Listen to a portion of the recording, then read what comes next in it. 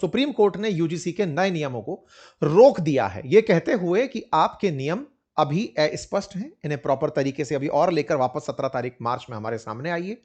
अभी अगर हम इनको जाने देते हैं तो इस पर और दिक्कतें समाज के अंदर विभाजनकारी खड़ी हो सकती हैं। सुप्रीम कोर्ट इसके चलते ट्विटर पर ट्रेंड करने लग गया। कुल जमा अर्थ यह है, पिछले सेशन में जब हमने आपके सामने यह जिक्र रखा था, तब यह सामने आपकी बात रखी गई थी कि यूजीसी ने एससी, एसटी, ओबीसी छात्रों के लिए जो इक्विटी रूल्स बनाने की बात की थी कि इन्हें कॉलेज के अंदर डिस्क्रिमिनेशन का सामना ना करना पड़े, उस समय भी आपके सामने यही बात रखी थी। हमने अपने सेशंस में भी यह कहा था कि समाज में, कॉलेज में जो छात्र पहुंच चुके हैं, ये सबसे बुद्धिमान छात्रों में से हैं, शिक्षा के उच्च सोपान पर हैं।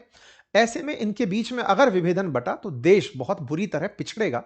किस तरह से ऐसा किया जा सके कि विभेदन ना हो और जिनके खिलाफ, जिनका अत्याचार हो रहा है, जिनका दमन हो रहा है, जिनका डिस्क्रिमिनेशन हो रहा है, उन्हें रोका भी जा सके। इस काम को करने के लिए हमने पिछले सेशन में भी आपके सामने यही मांग उठाई थी कि देश को एक होने की जरूरत है।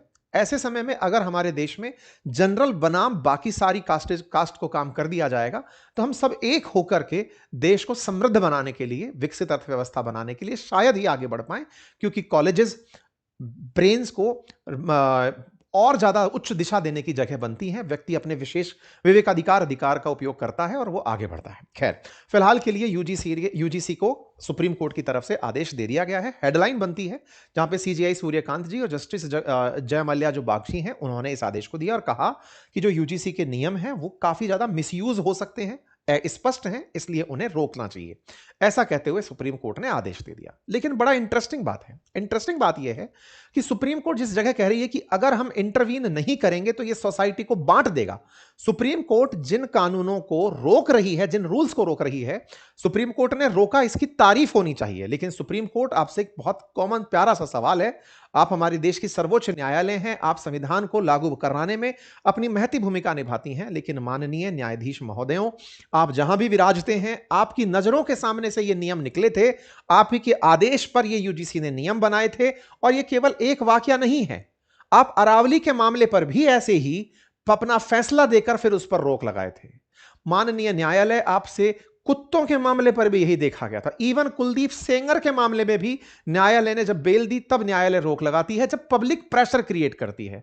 माननीय न्यायाधीश, आप तक बहुत ज्यादा वर्कलोड हो सकता है, समझ में आता है, काम भारत में बहुत सारे हैं, बहुत सारे मामले ऐसे हैं जिन पर आपको बहुत सारे फैसले सुनाने होते हैं। लेकिन विनम्र निवेदन है एक भारत के सजग नागरिक के रूप में कि आप अपने न्याय को जब करें तो उसके सारे परिवेश को समझकर कि भाई इसके इंप्लीकेशंस क्या हैं, क्योंकि अल्टीमेटली अगर आप जनता के द्वारा प्रतिक्रिया देखने के बाद ही अगर न्याय को करने लगेंगे तो भविष्य में फिर आपके ऊपर न्याय करने के लिए प्रेशर बनाया जाएगा, जो देश में न्याय की स्थापना के लिए सही नहीं रहेगा, देश के अंदर लोकतंत्र की मजबूती के लिए अच्छा नहीं रहेगा। खैर, चलिए आगे बढ़ते हैं। यूजीसी के पहले नियम, जिन्हें विषय वस्तु बिल्कुल नहीं पता है उन्हें मैं हल्का सा आपके सामने ब्रीफ कर देता हूं, क्योंकि फिलहाल के लिए सरकार, सुप्रीम कोर्ट ने इस पर रोक लगा दी है और रोक लगा करके इस मामले को अगली सुनवाई तक के लिए छोड़ दिया है।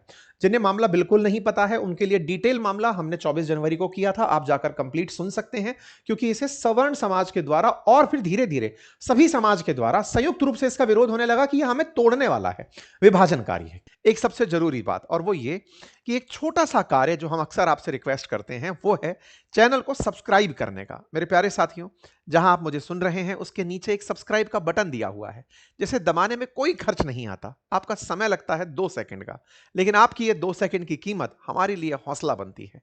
अगर आप इस छोटे से काम को करते हुए आगे बढ़ें तो ये हमारे लिए बहुत ही सकारात्मक रहेगा, हमारे हौसले को बढ़ाएगा, हम आप तक और अच्छा काम लेकर पहुंचेंगे ये और सुनिश्चित करेगा। आइए आगे बढ़ते हैं।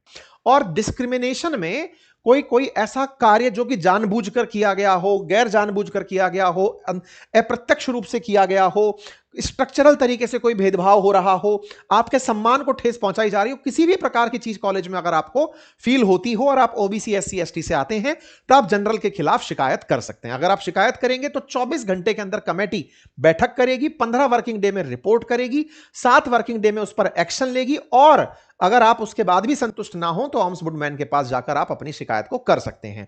इससे जो फैसले आएंगे उन फैसलों में व्यक्ति, मेंबर, छात्र, किसी को भी यूजीसी की स्कीम से बाहर किया जा सकेगा, उसको डिग्री प्रोग्राम से निकाला जा सकेगा, ऑनलाइन कोर्स से निकाला जा सकेगा, और तो और कॉलेज की यूजीसी मान्यता तक रद्द की जा सकेगी। ऐसा करके इन्होंने ड्राफ्ट प्रावधान कॉलेजेस पर 15 जनवरी से लागू कर दिए थे। खैर, प्रावधान लागू हुए, जैसे ही लागू हुए, देश में समाज के जो जनरल कास्ट के छात्र छात्राएं हैं, उन्होंने इसका विरोध करना शुरुआत में शुरू किया कि भाई आप ये काला कानून लेकर आए हैं, लेकिन इस काले कानून में आप हिंदुओं को आपस में लड़ा रहे हैं, ये कैसी चीज है। इसको लेकर के राष्ट्रीय हिंदू शेर सेना करके बाहर निकलते हैं, बहुत सारे छात्र संगठन बाहर निकल कर आते हैं और हर व्यक्ति अपनी कैपेसिटी में इस बात का विरोध करने आता है। और इस बात में एक वीडियो जो आरजेडी की प्रवक्ता हैं कंचना यादव, उनका वायरल होता है, जिसमें वो कहती हैं कि सवर्णों को इस आधार पर यूजीसी एक्ट में फंसाया जाना चाहिए कि आपने एससी एसटी ओबीसी माइनॉरिटी को हक नहीं दिया। इसमें इन्होंने पूरा की पूरा काम जो है उसको और प्रचंड पहुंचा दिया, जिसका जनरल को डर था कि भाई हमको फंसाया जा सकता है, गलत धारणा से हमें टारगेट किया जा सकता है। कोई भी छात्र या फिर कोई भी व्यक्ति या कोई प्रशासक या कोई शिक्षक अगर वो किसी प्रकार की खुन्नस में शिकार हो गया तो उसका क्या होगा। इस पर ये प्रवक्ता जब ये लाइन बोलती हैं कि कहती हैं कि साहब सुनिए, ऐसा नहीं है कि आप इससे पीड़ित हैं, पुराने जो मतलब समाज में जो भेद था उससे मुक्ति पाने के लिए भी सवर्ण के खिलाफ शिकायत की जानी चाहिए। इस बात से लोगों के अंदर एक गुस्सा फूट पड़ा। इसी बीच में जो शिक्षा मंत्री हैं धर्मेंद्र प्रधान जी, वो बाहर आते हैं। उनने कहा कि भाई किसी भी प्रकार का सरकार डिस्क्रिमिनेशन नहीं होने देगी। लेकिन लोगों ने कहा कि कानून आपकी देखरेख में बना, रूल आपकी देखरेख में बना, और आपको यह दिखाई नहीं दिया कि यह कितना विभेदनकारी और कॉलेज में आप क्या चाहते हैं। इनकी खूब जबरदस्त ट्रोलिंग हुई, कम्युनिटी नोट इनके उसके ऊपर भाषण के ऊपर लग गया। धीरे धीरे पूरा कास्ट को लेकर के बवाल मचना शुरू हुआ, सुप्रीम कोर्ट में चैलेंज किया जाना शुरू हुआ। सरकार के विरोध में जहां तहां विरोध होने लगे, लोग कहने लगे कि हमने सरकार को वोट देके गलती कर दी। जनरल कास्ट की तरफ से विशेष रूप से, और समाज के वो लोग जो चाहते हैं कि हिंदू एक रहे, उन सब ने सरकार को ट्रोल करना, कोसना शुरू कर दिया कि साहब सरकार आपने ये तानाशाही करी है, अगर आप ऐसा करते हैं तो देश को आप तोड़ेंगे। इस बात को देखते हुए एक दो जगह ऐसी चीजें भी सुनने को मिली कि साहब सिटी मजिस्ट्रेट ने अपने पद से इस्तीफा दे दिया। बागेश्वर सरकार बाहर निकल कर आते हैं, वो बयान देते हैं कि सरकार देश को तोड़ो मत।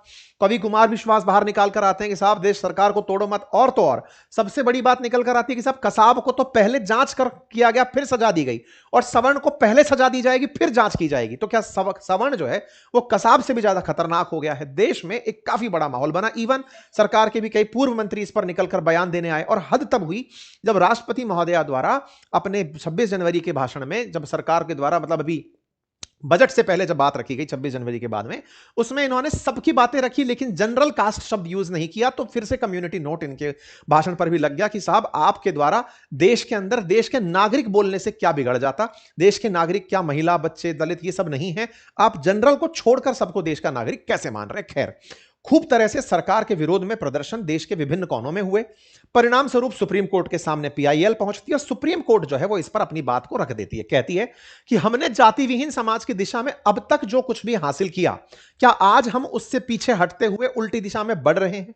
क्योंकि जाति विहीन, पहले तो सरकार चाहती थी कि विभेद ना हो, इसके प्रयास के लिए शिक्षा को आगे लाया गया, लेकिन अब शिक्षा के केंद्रों में ही अब जाति के आधार पर अगर लोगों को लड़ाना शुरू कर देंगे तो फिर कैसे हम जाति विहीन समाज की कल्पना कर पाएंगे।